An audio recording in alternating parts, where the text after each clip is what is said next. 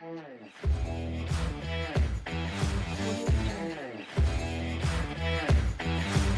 juga kita sebagai warga juga saling bersinergi.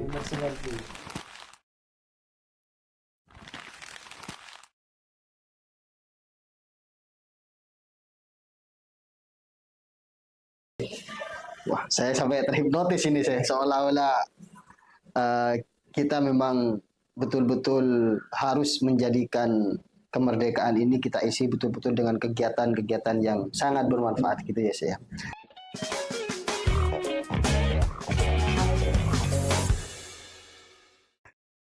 Assalamualaikum warahmatullahi wabarakatuh. Bismillahirrahmanirrahim. Alhamdulillahirabbil alamin. Wassalatu wassalamu ala asyrafil anbiya wal mursalin sayyidina wa maulana Muhammadin wa ala alihi wa sahbihi ajma'in. Amma ba'du. Pemirsa yang dirahmati Allah, alhamdulillah pada kesempatan ini kita bisa bertemu kembali di program kami Syapot Syarifuddin Podcast, yang insya Allah kita akan membahas atau dengan tema kemerdekaan Republik Indonesia yang ke-81. Kita akan membahas tentang bagaimana tata cara kita bersyukur dan bagaimana sikap seorang santri ketika dihadapkan dengan Hari Kemerdekaan Republik Indonesia. Untuk itu, pada kesempatan ini kita bersama dengan guru kita yang sudah tidak asing lagi. Beliau adalah Syekh Muhyiddin Saleh, alumni Universitas Al-Azhar Kairo, Mesir. Assalamualaikum warahmatullahi wabarakatuh. Waalaikumsalam warahmatullahi wabarakatuh. Apa kabar hari ini, Syekh? Alhamdulillah baik. Bikhair ya, bikhair. Alhamdulillah. Oke, Syekh. Ini seperti yang saya sampaikan barusan, kita akan membicarakan atau diskusi mengenai kemerdekaan Republik Indonesia. Nah, yang ingin menjadi titik poin di sini adalah bagaimana santri menyikapi kemerdekaan Republik Indonesia. Itu mungkin bisa disampaikan ke teman-teman saya. Terima kasih. Bismillahirrahmanirrahim. Perlu kita pahami bahwa kemerdekaan Republik Indonesia itu adalah suatu rahmat yang besar, anugerah yang sangat besar yang Allah berikan kepada bangsa ini, sehingga kita sebagai santri patut untuk bersyukur atas rahmat yang besar ini. Sebagaimana di dalam Undang-Undang Dasar 1945 pada pembukaannya bahwa kemerdekaan itu adalah atas dasar rahmat Allah Subhanahu wa Ta'ala.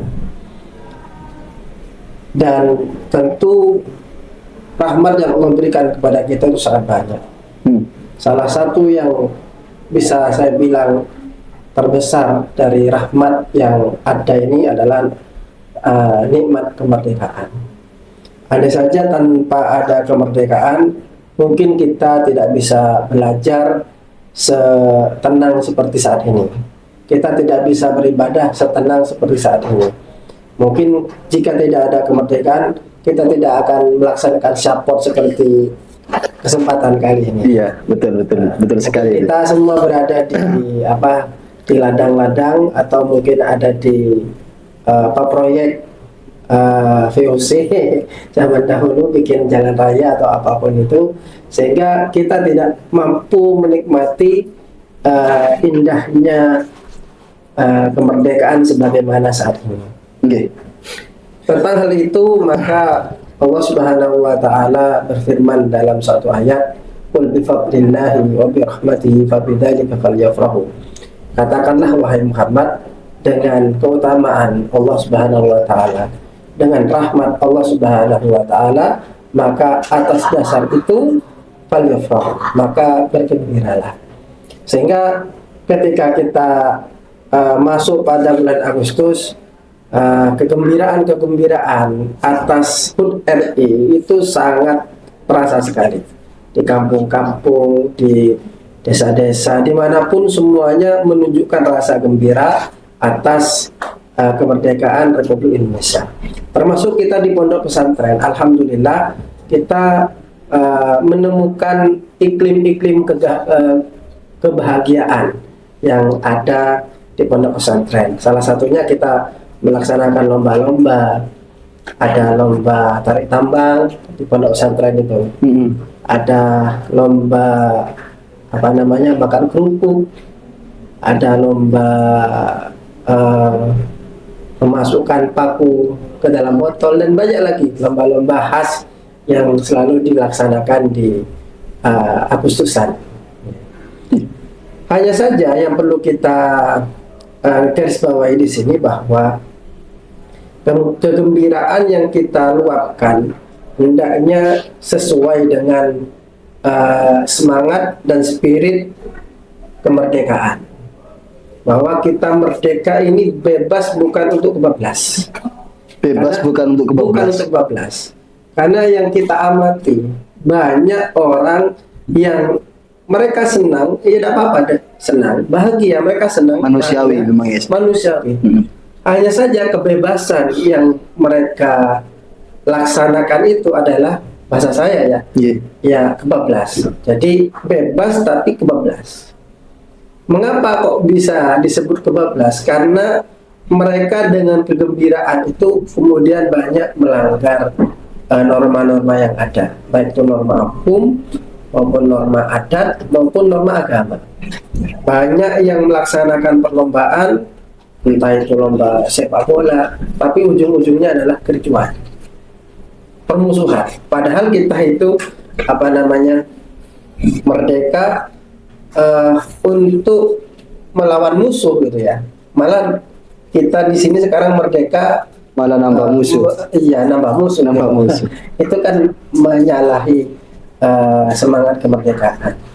Ada orang yang gembira dan begitu berlebihan gembiranya, akhirnya ya mohon maaf sampai ada yang menghilangkan nyawa gara-gara ya kegembiraan yang tidak tepat menurut saya. Dan itu banyak fakta. Banyak sekali kegembiraan yang terjadi di bulan Agustus, tetapi yang mohon maaf sampai paling parah itu adalah menghilangkan nyawa. Maunya mengekspresikan kebahagiaan, berakhir dengan kesedihan.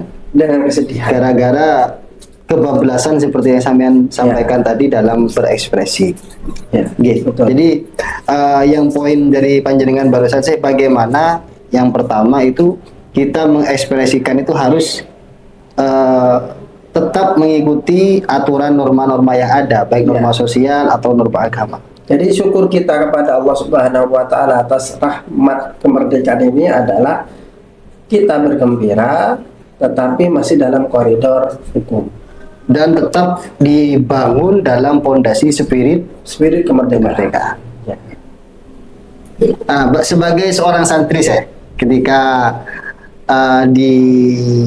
atau memasuki kemerdekaan yang di situ isinya tentu mau mengenang para pahlawan juga dan spirit perjuangan mereka.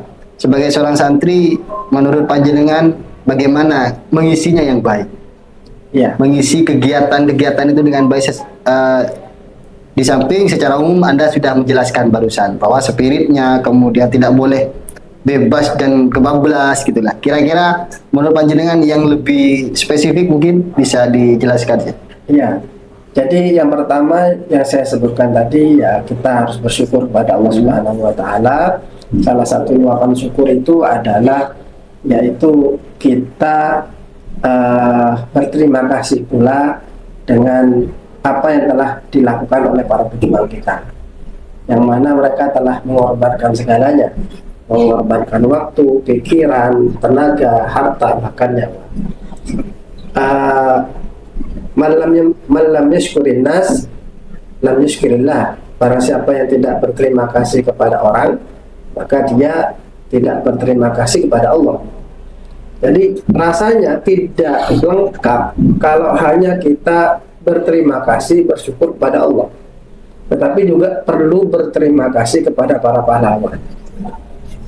Bagaimana cara kita berterima kasih kepada para pahlawan? Tentu yang pertama yaitu mendoakan para pahlawan kita. Mudah-mudahan Allah Subhanahu wa taala memberikan tempat yang layak kepada para pahlawan kita di surganya Allah Subhanahu wa taala. Ini yang pertama. Yang kedua yang patut kita lakukan adalah meniru spirit para pahlawan, yaitu siap mengorbankan segala sesuatu yang dia punya demi kemaslahatan agama, nusa dan bangsa. Mereka tidak segan-segan untuk melakukan itu, bukan karena ingin supaya dikenang bahwa mereka itu adalah seorang pemberani. Tidak. Mereka lakukan bukan karena ingin mendapatkan kemaslahatan pribadi untuk mengumpulkan harta sebanyak mungkin. Tidak. Mereka lakukan itu semua untuk kemaslahatan lil jami', untuk semuanya, untuk anak cucu. Jadi mungkin nyawa bagi mereka itu tidak apa-apa meskipun Dikorbankan. Yang penting bagaimana anak cucu ke depan itu bisa hidup dengan tenang, bisa hidup dengan bebas, mampu melaksanakan kewajiban beribadah kepada Allah Subhanahu wa taala dengan sebaik mungkin tanpa ada tekanan dari luar. Ya. Berarti kita harus berterima kasih kepada Allah dan juga terima kasih kepada pahlawan, seperti yang Ajenengan barusan sampaikan. Nah, ini tidak bisa kita pungkiri ya, seperti yang Panjenengan singgung barusan di awal, bahwa banyak atau ada sebagian saudara-saudara kita itu yang kadang-kadang ekspresinya itu bisa dianggap berlebihan, tidak atau melupakan spirit yang ada di dalam 17 Agustus itu. Nah, ketika sampean menyampaikan tadi itu harus bersyukur kepada Allah dan juga bersyukur kepada manusia. Nah, mungkin saya lebih narik di sini berarti yang pertama kita harus mendoakan. Ya. Jadi isi kegiatan kita di 17 Agustus itu dengan mendoakan para pahlawan. Itu yang pertama. Yang paling penting kan di situ, karena kita harus bersyukur kepada Allah. Seperti yang disampaikan oleh narasumber kita, ini adalah anugerah dari Allah Subhanahu wa taala. Dan juga berterima kasih kepada para pahlawan dengan cara mendoakan juga. Ini berdoa bersyukur, berdoa bahagia atas kemerdekaan, dan juga mendoakan agar para pahlawan itu diterima di sisi Allah Subhanahu wa taala. Nah, ini kan tentunya kalau ini adalah kegiatan yang bersifat kelompok, ini kan banyak kegiatan bersifat kelompok itu, kegiatan masyarakat seperti ya banyaklah istilah yang terjadi di masyarakat. Ini poin agar bisa memasukkan dua unsur tadi, itu kira-kira menurut Panjenengan gimana sih? Ya. Agar ada unsur terima kasih kepada Allah, pun juga ada unsur mendoakan para sahabat, para pahlawan, dan juga para pejuang negara kita. Ya, makanya kalau di pondok pesantren itu biasanya kita mengadakan ada semacam istighosah ataupun doa bersama yang diperuntukkan untuk para pahlawan. Nah, kemudian para santri ini ketika mereka sudah lulus dari pondok pesantren, mereka berpulang kemudian mengabdi di masyarakat. Biasanya para alumni itu mengadakan acara barian. Kalau di sini istilahnya itu barian. Barian. Ya. Apa barian itu sih?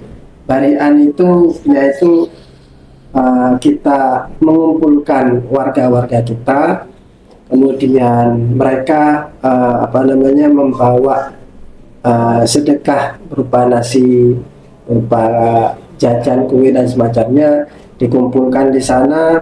Kemudian ada penceramahnya yang menyampaikan tentang bagaimana peran pahlawan di dalam memperebutkan kemerdekaan, di dalam mempertahankan kemerdekaan. Tentu itu adalah salah satu ekspresi yang jelas, ekspresi terima kasih kita kepada Allah, dan juga terima kasih kepada para pahlawan. Dan tidak jarang di dalam acara tersebut penceramah ataupun narator yang mengisi acara itu biasanya menyelipkan tentang semangat cinta tanah air.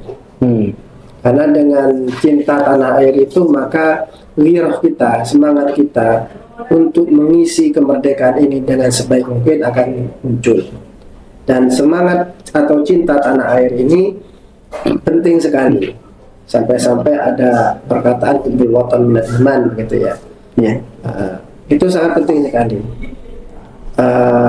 Dulu pada zaman Nabi Muhammad SAW, sebelum ada sistem kenegaraan yang modern seperti saat ini, cinta kepada tanah leluhur, tanah kelahiran itu ditanamkan oleh Nabi Muhammad SAW. Jadi juga merupakan bagian dari agama. Iya, bagian dari agama, bagian dari kecintaan kita kepada tanah air kita, yaitu kebetulan kita lahir di Indonesia, maka itu menunjukkan betapa keimanan kita pun juga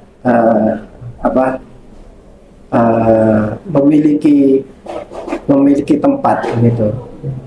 Jadi dulu kanjeng Nabi Muhammad SAW ketika beliau berada di kota Madinah, kita tahu beliau itu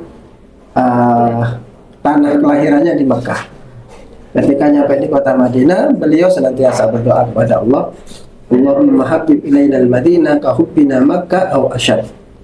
Jadi keterpautan cinta Rasulullah kepada kota Makkah, yang mana itu adalah kota kelahirannya beliau, itu sangat luar biasa, melebihi cinta beliau kepada kota Madinah. Bahkan dalam hadis yang lain menyebutkan bahwa Makkah itu adalah kota paling bagus, paling indah, paling dicintai oleh Rasulullah SAW. Walaula anna qaumi akhrajuni minki ma sakantu ghairaki. Andai saja kalau bukan karena kaummu, maksudnya kaummu wahai Quraisy waktu itu ya. Jadi seolah-olah Nabi berkata kepada Makkah, andai saja kalau bukan karena kaummu yang mengusirku, maka saya tidak akan pernah meninggalkanmu, tidak akan pernah tinggal di tempat selain darimu. Bukti kecintaan kepada tanah air Muhammad SAW. Nah, kita juga perlu untuk kemudian menanamkan rasa cinta tanah air ketika mengisi acara-acara di HUT RI itu. Sehingga ada gium hubbul watan minal iman, meskipun ini bukanlah hadis, ya itu sangat benar sekali, sangat tepat gitu. Sangat tepat. Karena bagaimana kita bisa sholat, bisa beribadah dengan tenang jika kemudian negara kita dalam keadaan tidak merdeka. Jadi meskipun kita itu diperintahnya adalah beribadah dan itu punya wajib, maka sesuatu yang bisa mendukung yang wajib akan menjadi wajib. Kemerdekaan itu hal yang wajib, karena dengan merdeka itu kita bisa beribadah dengan bebas. Dengan tenang.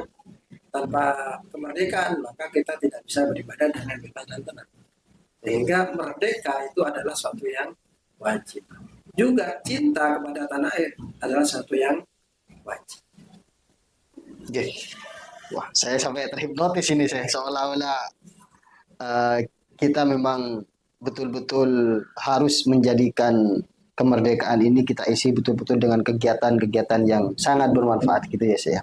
Nah, mengenai tentang bersyukur kepada pahlawan tadi yang sampaikan tadi, selain mendoakan, apa lagi yang bisa kita lakukan sih dalam rangka berterima kasih kepada para pejuang yang telah memperjuangkan negara kita selama ini?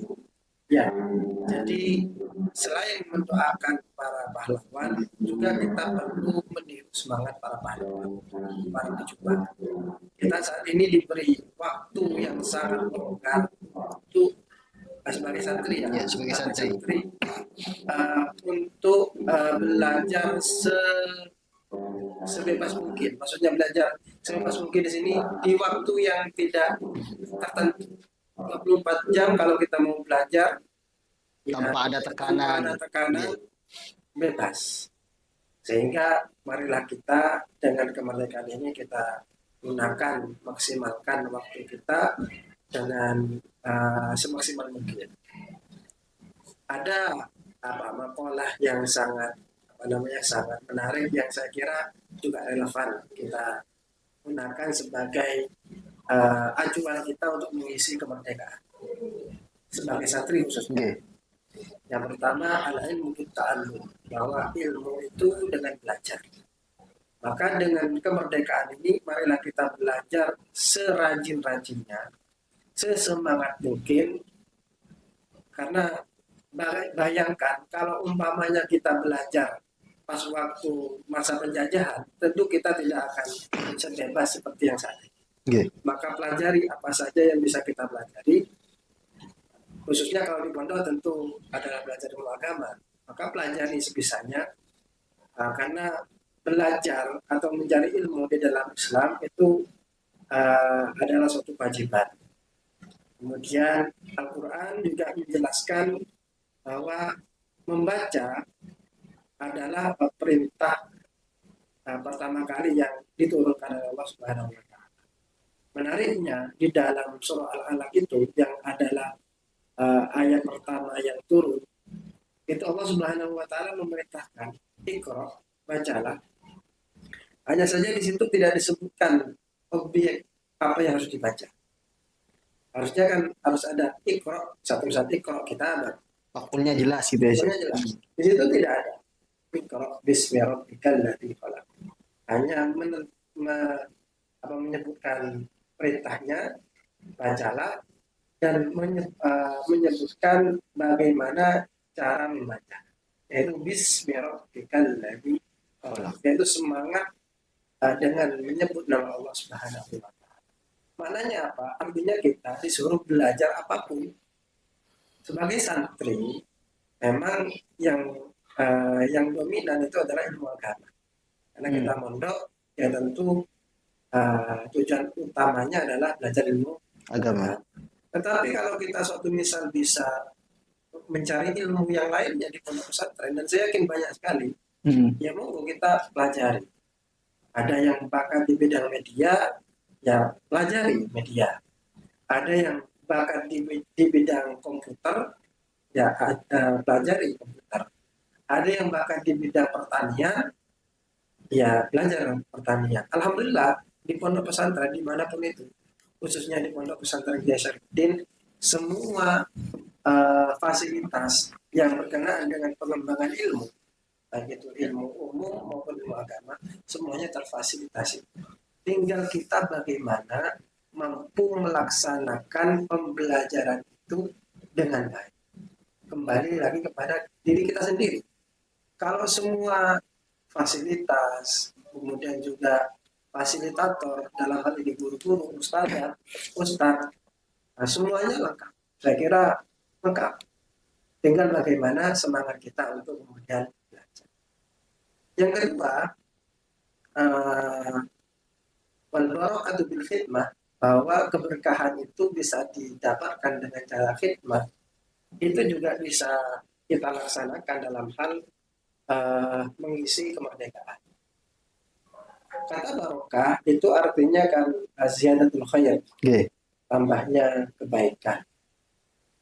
Sesuai dengan definisi ziyadatul khair, maka kita harus punya khair atau kebaikan yang menjadi modal awal. Sehingga tidak bisa dikatakan seorang santri yang tinggal di pondok pesantren, kerjaannya itu hanya tidur, tidak melakukan aktivitas apapun, kemudian dia berkata, ya yang penting dapat barokah. Pertanyaan saya, barokah dari mana? Sedangkan dia sendiri tidak ada kebaikan. Harusnya kan ada kebaikan terlebih dahulu, baru itu ditambah. Gitu. Contoh satu misal, dia sudah belajar, sudah menghafal, itu adalah suatu kebaikan. Dia tahu bahwa dia tidak ada bakat untuk menjadi alim. Artinya kalau belajar itu susah, menghafalkan itu susah. Tapi tetap belajar. Ternyata ketika dia lulus, jadi ulama, dan itu banyak. Profil santri yang semacam itu banyak. Jadi orang-orang itu kaget, bisa dulu di pondok itu tukang bedung katanya. Belajar, ya belajar, waktunya belajar dia belajar, waktunya tidur dia tidur. Tapi ketika pulang ke masyarakat, luar biasa. Dia menjadi orang yang betul-betul khidmah. Ya, itu. dia dapatkan mungkin dari cara khidmah. Nah, khidmah di sini artinya mengabdi. Mengabdi dalam artian yaitu mempermudah urusan guru. Guru kita itu banyak. Ada ustadz, ada ustadzah, terus neng, para kiai, para masyayikh, itu semuanya guru. Mempermudah urusan beliau itu adalah khidmah. Contoh yang paling banyak kita temukan di pondok pesantren, salah satunya yaitu menjaga kebersihan, ya nyapu. Kemudian ada yang masak di dapur, ada yang menyapu halaman pesantren, ada yang jadi sopir dan yang lainnya, itu semuanya bentuk khidmat. Intinya adalah bagaimana kita mempermudah urusan-urusan guru kita. Kemudian saya ingin menjelaskan bahwa khidmah itu, tradisi khidmah itu sudah ada sejak zaman Nabi Muhammad SAW. Bagaimana para sahabat dulu berkhidmat kepada Nabi Muhammad SAW.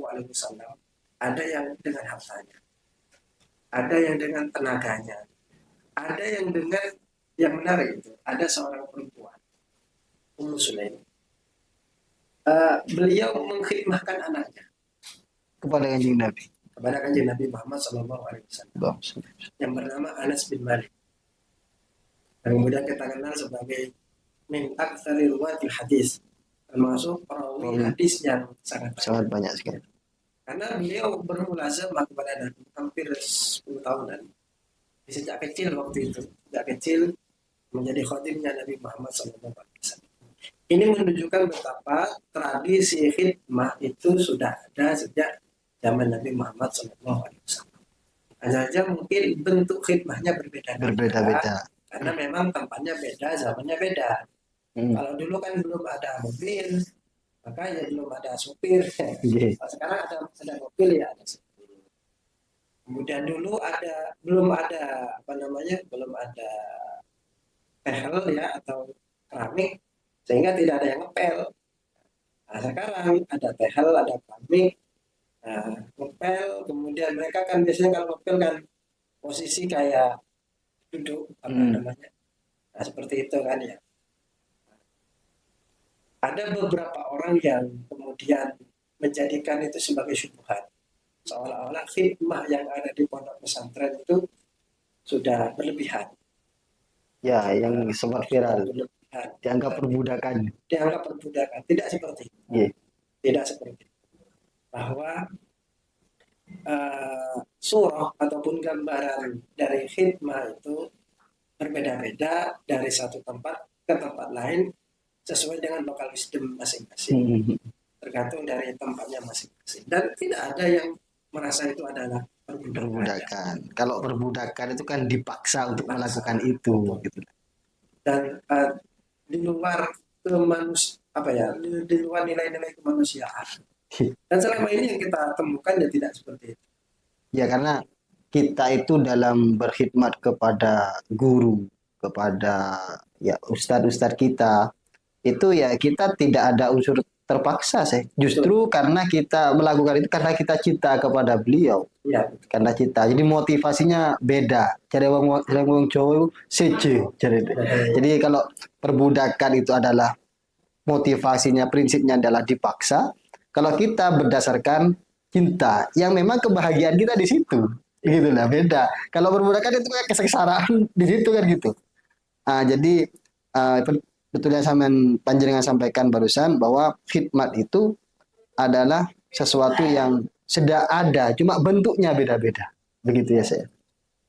Kemudian cara mengisi kemerdekaan yang nomor 3 yaitu wal manfaatu fitoah, bahwa kebermanfaatan itu dengan taat. Kita sebagai santri tentu mengharapkan ilmu kita manfaat. Bahwa kita nanti ketika pulang ke masyarakat kita menjadi pribadi yang bermanfaat.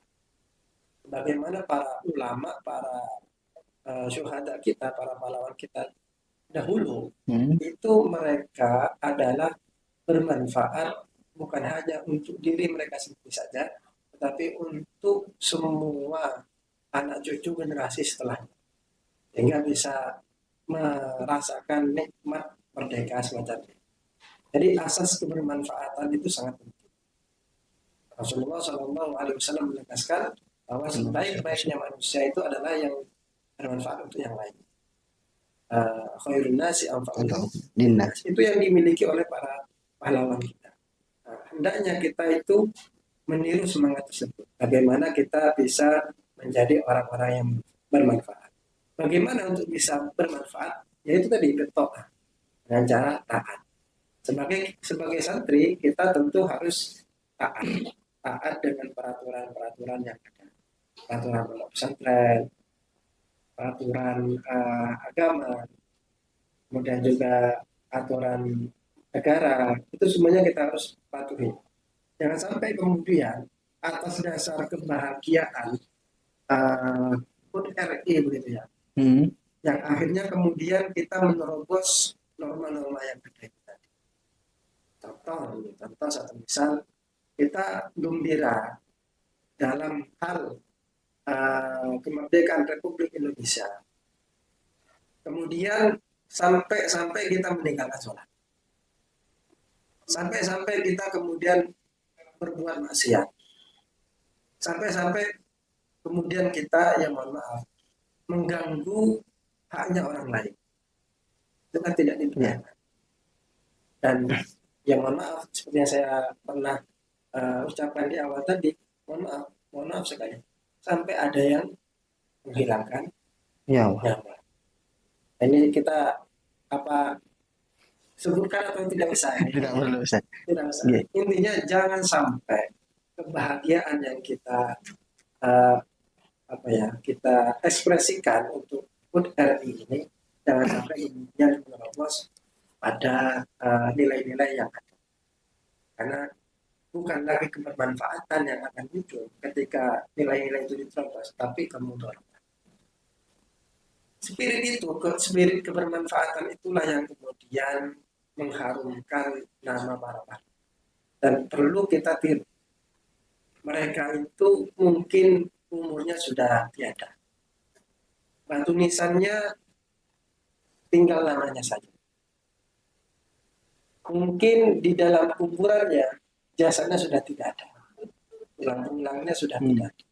Tetapi nama mereka tetap terukir indah dengan tinta emas yang terus dikenang oleh satu generasi ke generasi yang lainnya.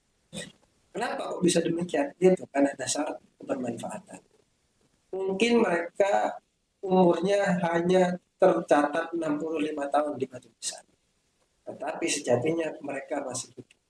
Dan itulah kehidupan kedua yang hakiki. Bagaimana Amir Syu'ara Asy-Syauqi pernah kata di dalam satu diwan syairnya, "Wa qalbi qa'ilatun lahu bil hayati taqaiqul masawani farfa' li nafsika qabla mautika dzikraha fa dzikru lil insani umrun tsani." Bahwa detak jantung manusia berkata kepada manusia bahwa kehidupan itu terdiri dari detik dan menit. Kita saat ini hidup seperti kita mempunyai argo, jadi terus berjalan. Setiap detik, setiap menit, setiap jam, setiap hari, setiap minggu, setiap bulan akan berkurang. Dan itu adalah kehidupan pertama kita. Hanya berupa angka. Ada yang mau 40 tahun, 60, 100 itu pun ya jarang sekali. Maka farfa' li nafsika qabla mautika dzikraha. Maka angkatlah namamu sebelum kematian itu datang. Bagaimana caranya? Yaitu supaya kita bermanfaat pada orang lain. Dengan kita bermanfaat kepada orang lain, maka nama kita akan dikenal seolah-olah kita masih hidup di masyarakat. Jadi Syarifuddin, beliau sudah meninggalkan kita puluhan tahun yang lalu. Tetapi nama beliau senantiasa disebutkan. Jasa-jasa beliau selalu dijelaskan, diceritakan, dihikayatkan kepada generasi-generasi setelahnya, karena beliau punya kebermanfaatan. Nah, maka semangat kebermanfaatan itu hendaknya kita tularkan pertama kita di pondok, saat ini sebagai santri, kita harus bermanfaat, minimal manfaat untuk dirinya sendiri. Dan tidak membahayakan orang lain gitu. Karena sudah itu bermanfaat untuk dirinya sendiri, wa muslimun li ghairihi, dan juga dia mampu bermanfaat untuk orang lain. Dengan begitu, insya Allah dia telah menirukan semangat para pahlawan. Oke. Luar biasa. Terima kasih Syekh.